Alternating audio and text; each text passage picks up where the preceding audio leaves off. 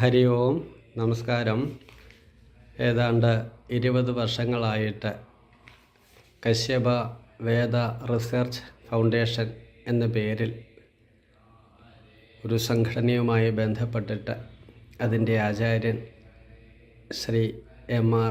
Rajesh G വേദങ്ങളെ ആചാരാനുഷ്ഠാനത്തോടു കൂടിയിട്ട് ലോകത്തിന് പരിചയപ്പെടുത്തിക്കൊണ്ടിരിക്കുന്നുണ്ട്.